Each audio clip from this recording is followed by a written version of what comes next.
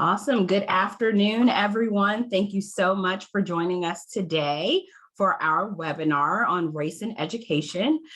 We will get started here in just a few minutes. So we're going to give our participants and our registrants an opportunity to get on. And once again, we will be getting started here in about 1 minute.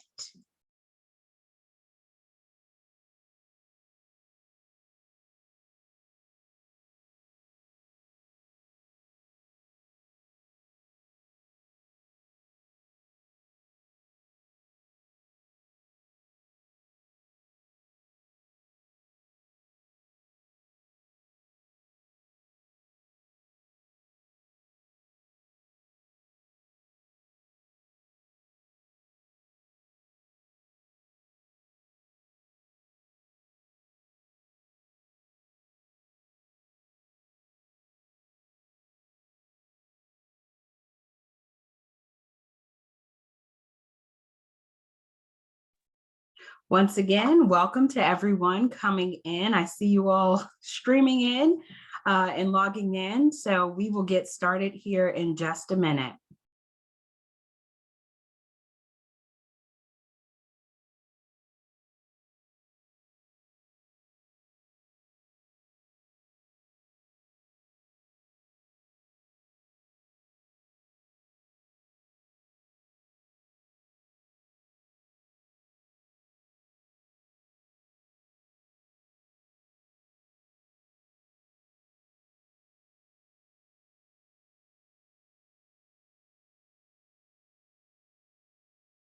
Wonderful. All right, so it looks like we've got most of our folks here. We will continue to leave the room open to anyone who is joining in a little bit later, but for the sake of time, we are going to go ahead and get started. Yes, feel free to share in the chat where you are loading or logging in from. We are so excited to see many of our repeating followers, those of you who have joined us for the past few race and education webinars. So again, so appreciative to have you all here. Good afternoon, everyone, and thank you again for joining us for our January Race and Education webinar. Our webinar this month is specifically focused on using libraries to affirm racial identity and advance equity. Our focus for today's conversation is looking at libraries and the resources that they can offer and the power that can bring to diversity, shifting mindsets, and ultimately creating confidence for children and adults of color. For this conversation, we will be talking about the power of libraries and also other public resources and how they can and have served as a force for racial equity in schools and communities. Good afternoon, everyone. My name is Sherelle Lawrence, and I'm a program manager here at the Hunt Institute. The Hunt Institute is committed to having honest conversations about issues of race that are embedded in and impact all of public education. We view all of our programs through a lens of equity, and the Race and Education webinar series is just another opportunity for us to lift up the voices of people and organizations who have dedicated their time and resources to improving outcomes for children of color. Today, we are joined by Kathy Ishizuka, who will also be moderating our conversation. Kathy is the editor-in-chief and partnerships and innovation director at the School Library Journal. The School Library Journal, for those of you who may not be familiar, is also known as SLJ. It is the largest reviewer of children's and young adult material from books to digital content. SLJ provides professionals who work with children and young adults with an array of resources and ideas, nitty-gritty instruction, and big picture vision for developing, growing, and providing quality library services for the 21st century. I'm thrilled to have Kathy lead us in this conversation, as she has been noted as a dynamic, courageous leader in the literary and library worlds. In 2019, Kathy was named as one of Folio's top women in media, and in 2018, her story, Can Diverse Books Save Us?, won a Folio Eddie Award. Please join me in welcoming Kathy. Thank you, Sherelle. And thank you to the Hunt Institute for creating this space for us to discuss libraries' role in equity. Good afternoon and welcome to all of you out there who are attending today's program. It's an especially appropriate time to have this discussion given all that we have experienced collectively over the last 2 years. And that is the combined effect of the pandemic, a renewed call for social justice, around which we continue to see our societal divides deepening. The public health crisis has underscored socioeconomic inequities and the lack of access to information. And also connectivity, as students from preschool all the way to college have been thrown into the deep end of virtual learning.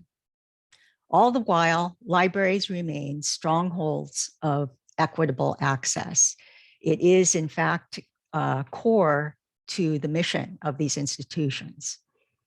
Information and availability of books and other learning resources is critical, of course, to an informed culture, and tolerance and respect for all cultures and people can be nurtured by what is provided in a library.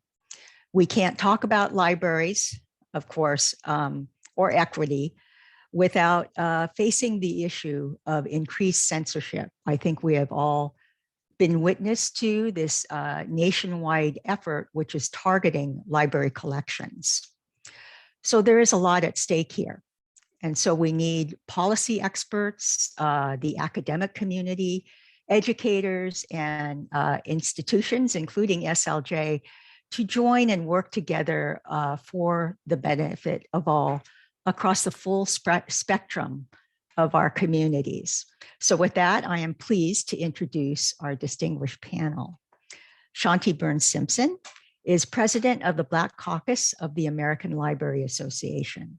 She is a youth librarian in New York City and works with at-risk teens and fosters a love of reading and learning through innovative programming at the NYPL. She also chairs the American Library Association Office of Diversity, Literacy, and Outreach Services Committee on Diversity. Next, Andy Mink is the Vice President of Education Programs at the National Humanities Center. In 2020, the Humanities Center launched the Humanities in Class Digital Library, and that's an open resource available to educators, scholars, and all types of learners. The digital library provides free and open access to all of the National Humanities Center's educational resources, as well as thousands of other resources via their partner organizations. Dr. Krista Aronson is director and founder of Diverse Bookfinder. She is also an associate dean of faculty and professor of psychology at Bates College. Diverse Bookfinder is an award-winning resource to help connect young readers to picture books featuring BIPOC characters and themes. This summer, Dr. Aronson is going to be leading a 2-week institute for teachers on identity and multilingualism through picture books. So welcome to all of our speakers. Shanti, I think you're going to help us kick off this conversation to address the challenges associated with access to libraries, particularly among vulnerable and at-risk kids and youth. Thank you, Kathy, and hello to everyone. The first thing that's at the top of my list when we think about challenges that's associated to access for youth, people at risk, is fines. Unfortunately, if you owe any amount of money or a high amount of money, you're not able to check out any materials from the public library. Materials that can help students with homework or their research topics. So I'm really happy that the New York Public Library, along with Brooklyn and Queens Public Libraries, we have all recently went fine-free. This happened back in October, because we do not want anybody who owes any money to have that hinder access. Another challenge we found, especially during the closing for COVID, is the ability for young people to gain internet access. With multiple students at home for remote learning, even with schools providing devices, broadband was a huge, huge issue. The Black Caucus of the American Library Association is a 50-plus-year-old organization whose mission is to serve as an advocate for the development, promotion, and improvement of library services and resources to the nation's African-American community. The Services to Children of African Descent Committee, that's composed of both school and public librarians, create resources to support these challenges that we're seeing happening to our students across the country. So we advocated to get free Wi-Fi for support for remote learning for many of our kids and families. And we were really, really happy that phone companies like Sprint and Verizon, they supported families in order to give them these hotspot devices that allowed them to connect to multiple devices in their home. We also continue to work to getting students to see themselves in the literature that they are reading. We know it's important for our kids to learn about their rich history, see their community portrayed in a positive way, as well as see themselves as just being kids, and amplify their beauty, identity, and culture with the books that they interact with on the shelves. So we partnered with BCLA, we partnered with companies like Netflix, as well as School Library Journal. The partnership with Netflix was this series called Bookmarks, Celebrating Black Voices. We helped create activities for that series. We also continue to create a number of book lists, which includes BCALA's Book Joy 2021 Summer Reading List. We also compiled the Best of the Best 2021 book list. These resources showcase titles that help empower and have a positive impact for readers' self-esteem, along with spreading knowledge. As for the New York Public Library, we just recently introduced a new list called Vibrant Voices, a book list celebrating stories of Black, Indigenous, and people of color. This list supports the school community in discovering a world of new perspectives and narratives through literature. It's selected by an expert of library staff, and these books offer educators an array of titles to incorporate in their classrooms that will promote discussion, expand understanding, and celebrate diverse voices. In this inaugural year, NYPL will host a number of webinars to support educators and librarians in using these new titles in their lessons and programming. We also created an educator guide, which will have activities along with discussion-based questions. So these are just a few ways that we continue to help support our students in this, this pivotal time that we're in. And so we just want to continue to support students, their parents, and educators to know how to access these titles and how to continue to support the communities across the country. Thank you, Kathy.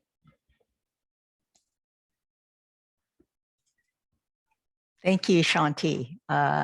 What a wonderful set of resources that are available both from the New York Public Library and the Black Caucus. And thank you, Sherelle. She is putting those links in the chat. And I know that there is a resources guide to all of these assets that you can access through the Hunt Institute. So we turn to other resources that are available and out there to enhance equity. This is a question for Dr. Aronson and to Andy Mink. Please describe your organization's offerings and how you are working to increase and enhance access to all users of these wonderful resources. Dr. Aronson, would you like to start? Happy to, and thank you so much for the question, and hello to all of those joining us today. I am the director of the Diverse Book Finder, and we provide a number of resources to support librarians, educators, and parents as they seek out materials that are relevant for their families, their communities, and their classrooms. So, for instance, we have a physical collection. We have collected and analyzed over 4,000 picture books that live in a physical collection in the Bates Lab Library that are available for interlibrary loan to anywhere in the world. And we make it possible for users to search these materials in new and in creative ways that speak to the lived experiences of those in our communities. So for instance, we make it possible to search a book for who is in the book by racial or ethnic group, tribal affiliation, or homeland, which distinguishes us from other search taxonomies and other resources that may focus more on what's happening in the book than who is in that story. In addition to who, we also provide resources for how. What's the story focused on? What's the story about? And so is it an any child story, a story that is a slice of life, an experience that any child could be having, but in which a child, a BIPOC child, is featured within that book? Or is it a beautiful life story, meaning is it a story that focuses on racial or cultural heritage, celebration, and histories? Is it a book about oppression and the histories of oppression experienced by people around the world? So using our unique language, we make it possible for users to find books about particular groups, as well as tailor and make sure that there are a myriad of stories represented for each of those groups on a library shelf, in a collection, in a classroom, and also in your home.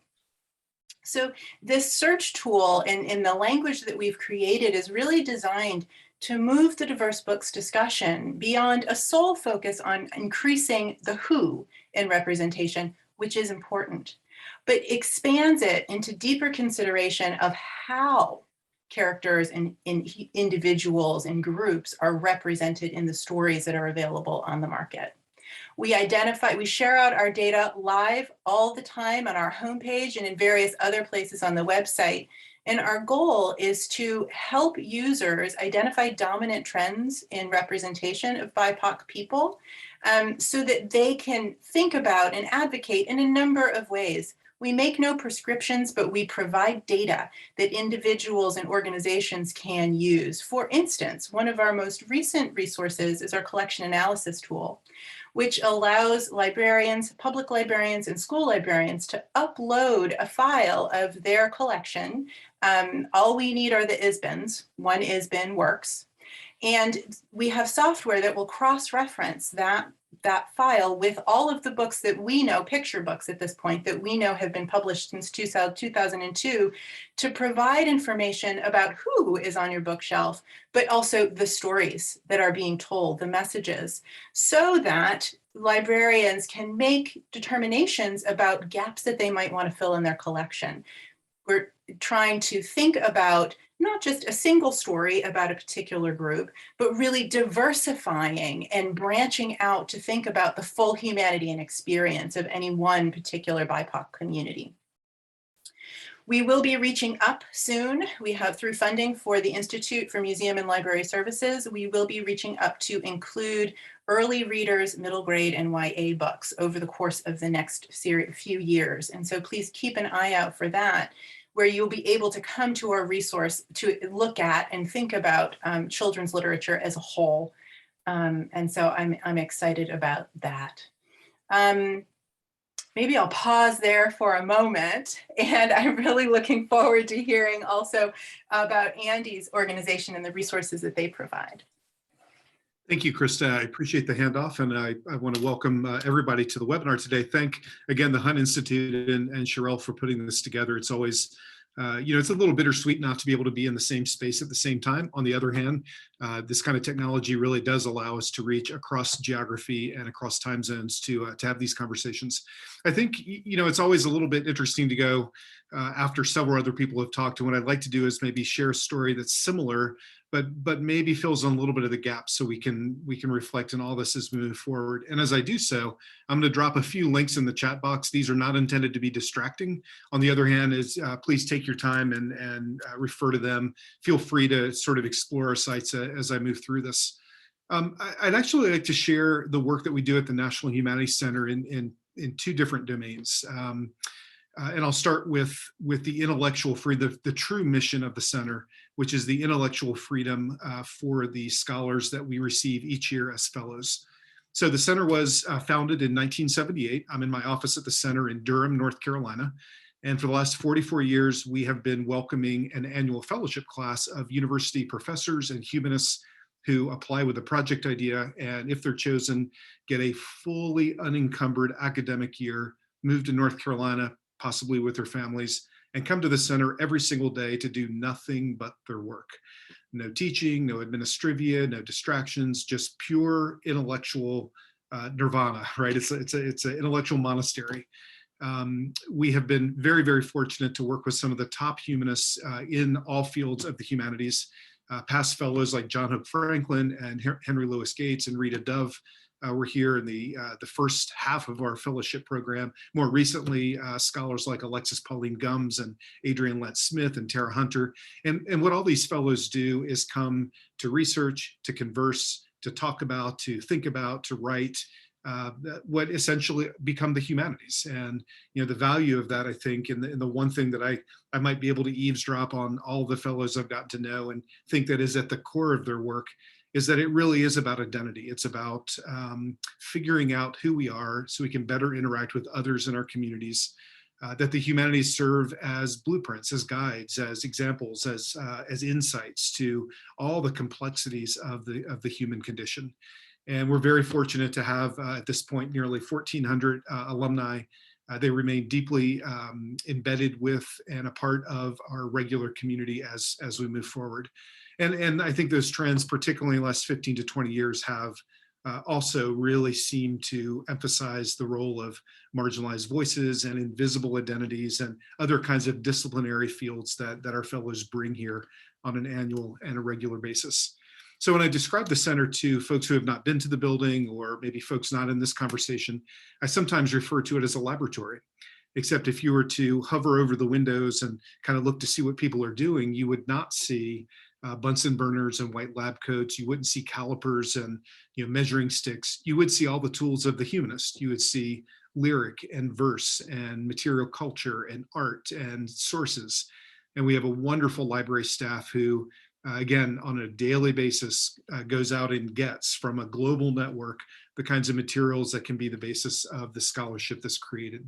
So on one hand, what I'm offering, I think, is a space here at the center where complete intellectual freedom, where the mission of the center is to support scholars who go in the directions that their scholarships take them, and the ways that we can then magnify and amplify those voices as that scholarship emerges and gains substance. The other half of this, though, is the work that I do here, which is to run the education department. And in short, I think our mission is very similar for educators as the center's mission is for scholars. That is to really encourage through support and best practice to support that kind of leadership agency to make the right choices and the right decisions to bring these marginalized voices forward.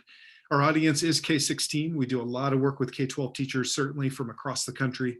We also do a lot of work at the higher ed level, community college faculty, PhD students, university faculty, and in all of those, the infusion of and the emphasis of emerging expertise and scholarship is at the heart of the programs that we do. I could talk a lot about all the different specific activities. I dropped those links so that you can investigate them yourselves. But in terms of this notion of identity, I would refer you to our own webinar series.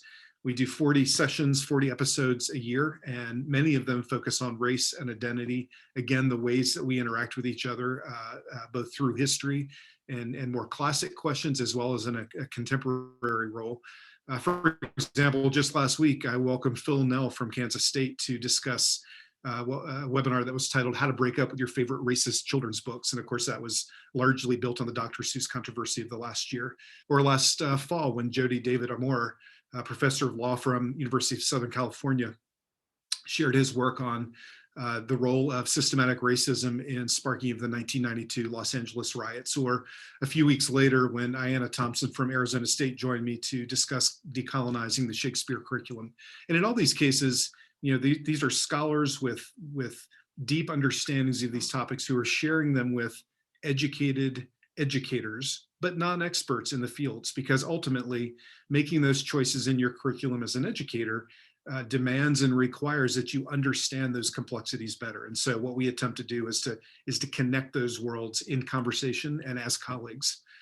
We're very pleased to be partnering with several HBCUs currently: Prairie View A&M University in Houston, Johnson C. Smith University in Charlotte, North Carolina will both be working with us on teacher institutes on the teaching of race, place, and social justice, one in the summer of 22 and one in the winter of 23. And we do a lot of work with grad students and faculty to think about writing and offering their commentary through public-facing work like podcasting. And in that case, you've got scholars who have viewpoints and worldviews, and they interrogate the world in a certain way. But a device like a mechanism like podcasting can reach a much broader and more diverse audience. So what I've described so far is the creation of that content. The open education platform, the Humanities Class Digital Library, though, is where I think the equity really comes to bear. And that is through the technical solutions of an OER platform with the adaptive functionality, which equals the equity. At the college level, this means textbooks are not prohibitive in terms of cost. At the K-12 level, it means that teachers have access not through Google searches, not through Pinterest, but rather through these trusted, vetted places where they can trust the Creative Commons license, they can trust the rigor of the material, and most importantly, they can differentiate for students, for classrooms, for context on a regular basis. I'm happy to talk about any of these in more detail, but from the center's perspective, I think we have really two mission-driven examples of the conversation today. One is the creation of the content that magnifies and amplifies those marginalized voices. The second is the equitable distribution through the OER platform that we use. Thank you very much, Andy and Krista. OER is really an important area for all educators and librarians to explore. And as Andy mentioned, providing access to those vetted quality resources of information is something that for you educators and librarians out there to recommend that you dive into OER and further explore the Humanities Center digital library. Krista, Diverse Book Finder is clearly something that librarians, if they aren't already aware, should explore. I noted that Diverse Book Finder was cited as an outstanding resource by the American Association of School Librarians. That's very meaningful to the librarian community and interesting to hear about the search capacity. Of course, educators are looking to do toward equitable access and representation analysis of their collections. So I know I will be looking further into that data and also will dive into that together with our audience and share that resources. So thank you for that.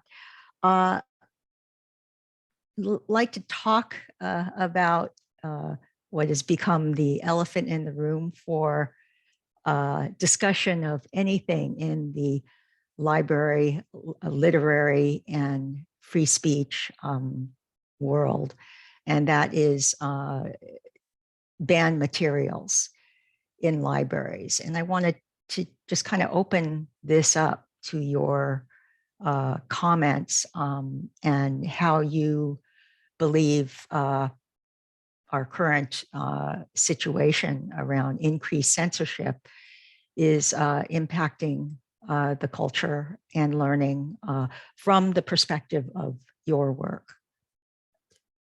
Anyone want to jump in here? I'll jump in real quick, and I'll be short, I promise, but I could get really, really passionate about this. I mean, unfortunately, most of the books that are banned are on historically marginalized groups, which then promotes the one-sided narrative. I can't say it enough, but it's so important for us to allow materials, our books, to be on the shelves. We know that reading fosters empathy and allows readers to see themselves in the narrative and learn about the larger world around them. This then supports discussion and learning, which ultimately helps build an all-inclusive world. And isn't that what we ultimately want? So this whole idea, and I mean, unfortunately, American Library Association has shared that the numbers from 2021 has been the most ever. And we know that that's come from the political stance that folks are coming from and the whole idea of critical race theory. But us being able to acknowledge our differences and see our similarities in materials, these stories will just enable us to have these conversations, and that is what learning is all about. I'll stop right there. I'll give it to my colleagues that's on the panel. Okay, Krista? Sure. Thank you so much for those comments. I wholeheartedly agree. I mean, we don't have to look too deeply into the news cycle to see how much more we need to understand one another and be able to communicate effectively with one another and learn the very important lesson that difference doesn't mean dislike, right? As a psychologist who has done work in identity development among marginalized populations for a number of years now, including the work that I do with picture books, I know that there's empirical evidence that these books have benefits. They have benefits for everyone in the area of identity development, literacy skills, pro-social attitudes and behaviors. And so for me, I'm really reluctant to move beyond or move away from opportunities for children and really for everyone to engage in this type of learning, particularly in a society where we may not have the ability to come into direct contact with one another on a regular basis, given where we live in our neighborhoods and the rapidly changing demographics of our country. So for me, I look to the evidence and the research and look at the benefits of this literature for our children and work to, in my role, support educators' ability, parents' abilities, and children's skill development in this particular area. I will point out that we have a number of partnerships with the Diverse Book Finder. The one I'll draw to your attention right now is the beautiful Blackbird Children's Book Festival, which was a partnership between the Indigo Arts Alliance here in Maine, as well as I'm Your Neighbor Books. And we do have a page that on the site that talks about this research in more detail and provides links to additional readings to break down the benefits for children. And so I invite you to take a look at that in the resource guide if you would like to learn a little bit more and build your own skills in thinking about what's the evidence that we wrap around these conversations. And I also, of course, point out I'm Your Neighbor Books as an additional resource that focuses particularly on our newest neighbors and our immigrant populations and provides resources for libraries, book boxes, as well as curricular materials that can be incorporated into the school and public library setting to continue to support emotional growth and development in this area. Thank you for that, Krista, and just reiterating the need to push out and promote and publicize the evidence that is out there that supports the good that getting these books with diverse representation into the hands of children and families. Andy? I think unfortunately, the definition of banned book in this context for me is much broader than perhaps it used to be. As an interesting side note, as a early career middle school teacher, I was actually had a book ban for my classroom. So I know it from that side of the desk. But I think today there's the explicit banned book, but there's also the implicit pressure um, to hyper manage the instructional choices, the curriculum choices that teachers make, the fear of parents or school board members or the general public to be involved with and to find criticism with resources that are brought forward, whether they're text or other kinds of assets that support instruction and provide a much more diverse and inclusive perspective of any given topic, really of any given discipline. And I think what I've found in my own experience working with educators across the nation is that what they really crave and what they need is the evidence-based scholarly support for how to justify the choices they're making. I mean, the punchline, of course, is that many teachers are closing the door and they're doing what they know is right. And they're finding ways to construct curricula, whether it's given to them or not, that is representative. On the other hand, to purchase a book for your class library or to put something on a shelf or just simply to create activities, instructional materials, or assessments that are inclusive means that you might have to defend yourself. And I think most educators, and this does include higher ed now, I think, are constantly sort of looking for affirmation and looking for really clear support for the choices that they're making. And that changes the whole game. So it's not just doing what's right now, it's being able to defend it, which is very problematic. Thank you. On that note, I want to emphasize that there are resources available from professional organizations to support those who are experiencing censorship. So the American Library Association's Office for Intellectual Freedom, Shanti mentioned that has been the go-to hotline for librarians, and ALA has fielded over 300 complaints, and this is a threefold increase from last year. So this is many educators need this help. Another source is the NCAC, which is the National Coalition Against Censorship. SLJ has been in contact. We're looking to partner with NCAC. They combined with NCTE, which is the English Teachers Member Association, have on their sites a guide for resources and kind of how to handle these situations. So there are resources out there to help us through it, but it is a situation that does call on all of us and our representative organizations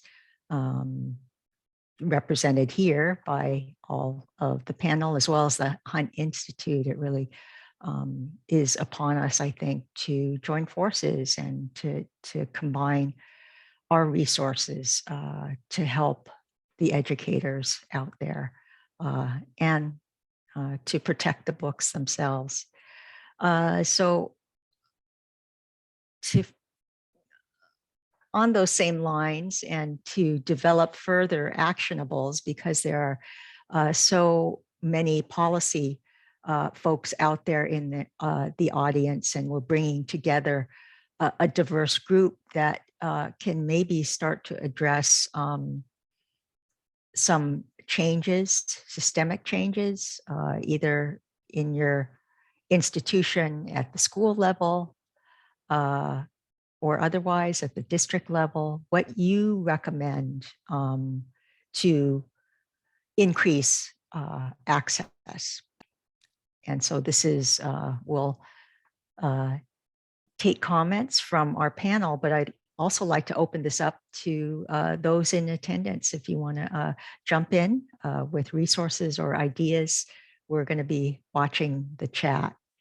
So solutions, recommendations. I guess I'll jump in again and I'll Go for it, Shanti. Okay, you got it. So I recommend we have certified school librarians in all of our schools to help facilitate this work. These professionals, they look at the books with a teacher framework, and they can help address the parents' concerns by addressing any learning standards that can tie this book in supporting why it's in the school building. I also suggest, of course, supporting the public library, because we also provide additional resources to support the learning and interest of students and families. Our free programming, of course, is one of them. Our books, digital resources. Again, this partnership builds a community for lifelong learning to continue. So that is my easy suggestion. Let's make sure that we have school librarians in our schools. Let's make sure that we have certified public librarians in our public libraries. And let's continue the learning and access for all of our communities. Thank you. Right on, Shanti. And again, people can access the resources of the American Library Association. You can start with the Black Caucus has a number of resources on their site to get involved, whether you're a librarian or other educator or an interested community member. There are ways to help libraries.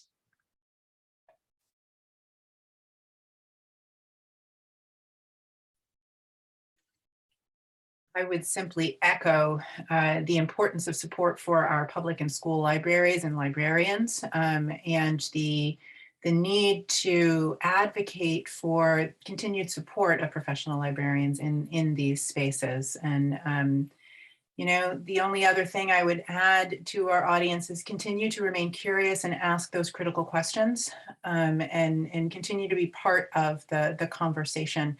I learn from my librarians and my educators and my parents who reach out all the time to tell me about their needs, the challenges that they're encountering. And I so value those questions. They give me insights that then I can look to address in the resources that I develop. Great, thank you. I'm looking in the chat now, and William Wallace has an interesting response. I'd love to get your feedback. He writes, my only concern is if the library and learning professionals who don't understand the benefits of diverse collections. So what do you do when your educator colleagues or even administrators are maybe less informed or not on the same page? How do you address that? Well, I'll start and I'll let my colleagues continue. But William, we hear this all the time, especially when it comes to ordering books. They say, well, my community is not that diverse, but you have to prepare your kids, you have to prepare the students for the larger world. So when they're saying, well, my community is just this, and so I just need to focus on books on this population, that's not true, because we have to prepare our students to work in a larger world. I don't know, and I'm sure my colleagues on the panel, they could give the background numbers or expertise of how often someone can grow up in one neighborhood and they continue to work in that neighborhood. Now our jobs are being fielded. We're working in Zoom, and our first person that was on is in South Africa. So this is the world that we have to get them ready to be part of. And so how do we do that if you do not have the materials to support that? And so our teachers, who are supposed to be supporting the next generation of teachers and learners, this is where their headspace needs to be. And I do want to highlight that the New York Public Library has just started a Center for Educators in Schools. My director, Brian Jones, who is coming from the Schomburg Center from the New York Public Library, who is an educator. So I think it's great that we have the director who's an educator, associate director who is a librarian, myself, being able to support teachers in thinking about how they are going to develop their teaching. Because just like librarians and teachers, we need to continue to be lifelong learners ourselves.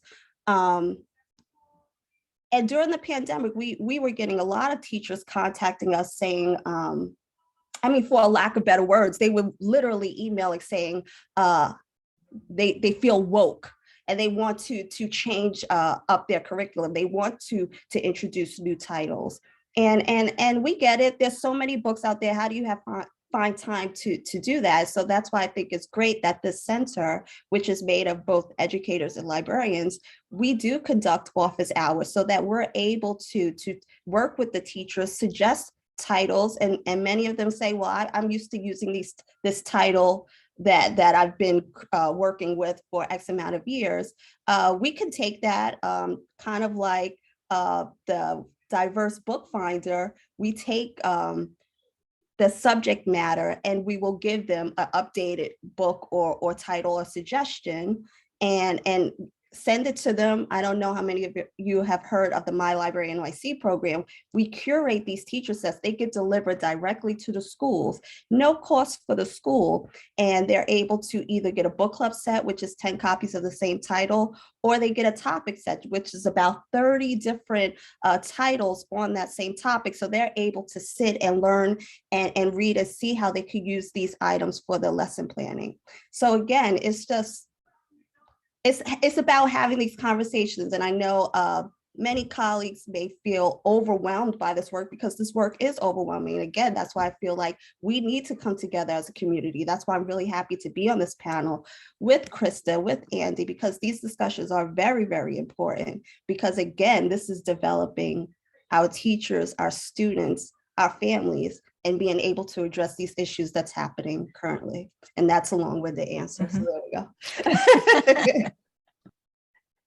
Good information and good advice, Shanti. Thank you. It really does come down to having conversations. And Krista touched on that as well. The feedback that she's getting from educators in the community furthers her work. So along those lines, it really is about person-to-person collaboration. So Andy, how does the digital library kind of facilitate that collaboration? Yeah, I think that's exactly the right word. And, you know, if I was answering this in terms of institutions or organizations, I would use the word partnership. It seems to me that, you know, we're now and have long been in an environment where partnerships are absolutely critical to advancing any of this mission-driven work. Working in silos, working alone, working without, you know, a shared sort of world vision network is just not possible anymore. And for individuals, I think the word collaboration is similar to synonym, but it's very much to the heart of it as well. So, you know, to William's question, how do we sort of educate and convince and persuade and create an empathetic environment for teachers, educators, librarians to make these inclusive decisions? I do think it's collaboration, it's conversation, it's exposure, and maybe most importantly, it's working on specific projects together to bring these shared perspectives to bear. The digital library is intended to do just that. Currently, I'll give you two examples. Currently, we have all of the National Humanities Center content in that digital library. We also, though, have approaching 100 other humanities organizations who are also making some portion of their materials available through this OER platform. These range from large international archives like the National Archives in London, all the way down to small site-based museums and local communities. And I don't don't mean to suggest that there's a hierarchy there as much as a scale. There's a different scale of organizations who are contributing material, sharing the same metadata fields, and thereby amplifying their work by making it cross-discoverable. For the individuals, for the teachers, we are working to give them the kind of support that when they develop curriculum, not only is it shared broadly in the network, but others can then remix it and republish it with direct citation. Currently, we're working with, I think, 23 different schools and community colleges and universities to be an early adopter institution, whereby we're there to support and to help them with that process. So, I think the ultimate sort of goal of this platform, and perhaps all OER platform, is not to get the material. It's to work with, to mediate, to evaluate, and to remix that material to match the needs that you have, and then pass the baton so someone else can do the same in that collaborative process. That's great, Andy. Very interesting to hear about what you're doing to enhance collaboration and how best to use the digital library as a resource. Is there, what advice do you have for K-12 educator to get started with the library? Is there a tutorial? Do you have examples of best practice? We do, and the good news is it's free and open, and I emphasize both those words considerably. So what we have done, though, is require what we call a library card. So it is a closed system whereby membership gives you advantage to all of the materials and the activities that we do at the center. So signing up is super easy. We'll never share the contact information, but it does give a face to an otherwise anonymous online user of our material. And then once in the system, there are numerous opportunities to join these kinds of activities, to start to develop the content in the community that I mentioned. We do have tutorials, but maybe more importantly, we have a direct line. So again, this is not intended to be just kind of an online repository. This is meant to be a makerspace, and we want all of our members to know that they have direct access to us and us to them in terms of developing these curricular materials.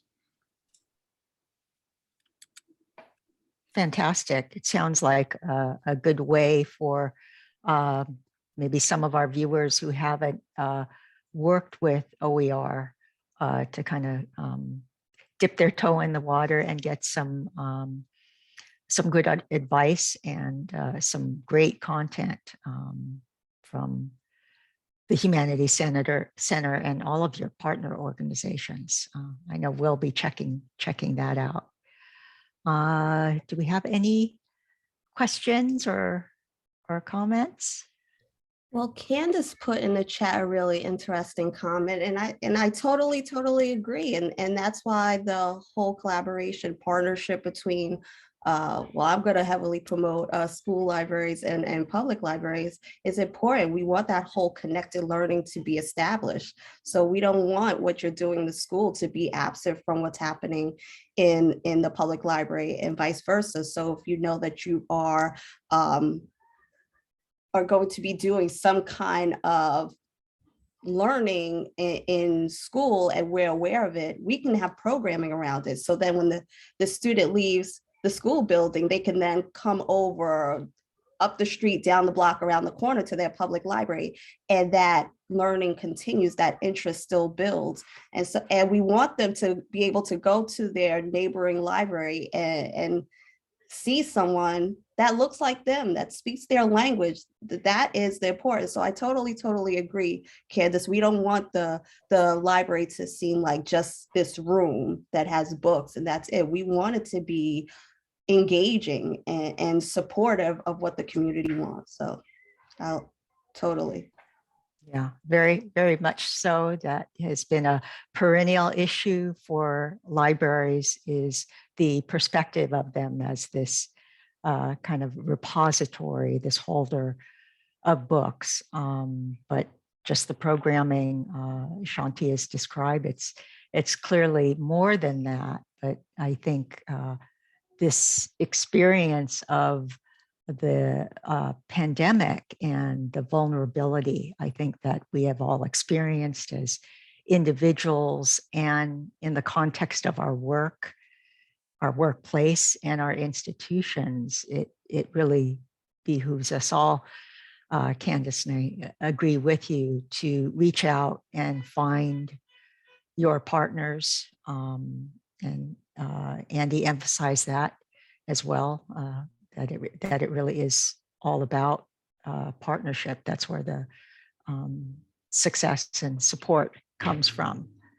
So I think a few more people, we may not have time for another question, but I have noticed a few comments and inquiries about audits of library collections. So we'll make sure to, I guess, put those links back up to Krista's resource. And we can also share at SLJ and LJ some other efforts around analysis of collections. And also, and someone in the chat mentioned how to assess what your community needs. And you'll find in the collection, so I saw a question about what a report looks like. You can get an instructional video on our collection analysis tool, along with sample reports on the CAT website that'll go out in the resources. I invite you to take a look. As part of that report, we also connect or provide links to census information for your local community, as well as nationally, to think about that and think about your results within the context of those data. And on our blog, we have librarians who have used the collection analysis tool talk about some of the things they've learned, approaches they've taken to collection development in different ways to think about this question of community and how we align our collections with the populations that we serve. So I invite you to take a look at that resource as well. Great, thank you. I see that comment from Lisa Guernsey asking about partnerships with parents who recognize the value of diverse representation as another area for libraries to explore. I spoke, Lisa, with Chris Finan, who's the director of NCAC, and they are beginning to receive in their reports pushback to some of what's been going on in these school board meetings. And librarians, we're across the country, and we're going to be reporting on this. We're going to be posting our cover story, February cover story, very soon, about one librarian who represents many who are standing up. They're standing up for intellectual freedom. And again, for anyone out there facing such a situation, there are avenues for help. And I think that's a really interesting path. Chris also mentioned that there are groups of students. We've seen the situation in York, Pennsylvania. The students actually fought successfully censorship in their school. And GLSEN reports that gay-straight alliances on campus are stepping up, walking into librarians' office and offering to help. So any ideas you have there, I'd love to hear them. We'd love to report on them.